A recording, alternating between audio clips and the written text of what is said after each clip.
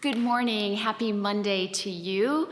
We're looking forward to this week ahead as we focus on the promises of God. You know, one of the beautiful facts about our God is that he's a God of promises. He makes promises and he keeps promises. Psalm 145 tells us that the Lord is faithful to all of the Lord's promises.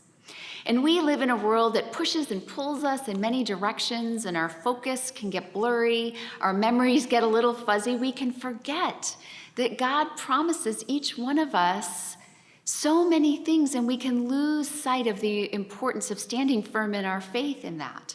And our topic of these Monday moments for the next few weeks is God's promises. So each Monday, we're going to look at a scriptural promise of God for us to live into, to look for over the course of our week, and to really believe and live out as we go through our week.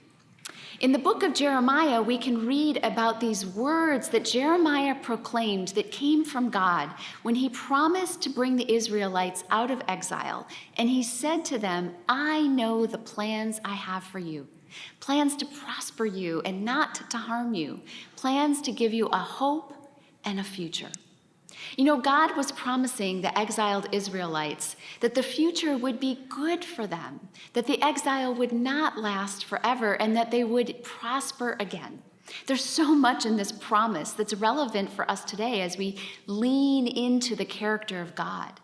For each and every one of us, God promises to bring only good to us. It doesn't mean we'll only have good in our lives. It means that God only brings good. He doesn't bring us harm. God desires us to live in hope and looking toward the future.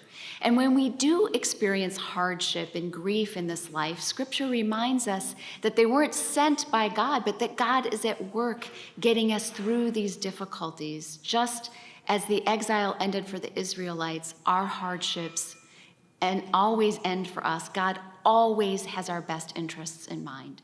Now, I'm wondering what it would look like this week as we go through each day looking for the times when God prospers us, maybe through a helpful conversation with someone, or through a new learning or a growth in some area.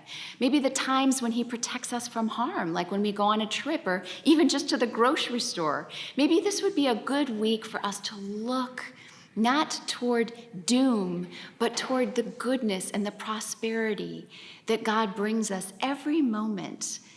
We really have to look for it sometimes, and we have to hope that whatever hardship we might be going through, it's not the final word, that God will bring goodness to us again. The good times end, but so do the bad times.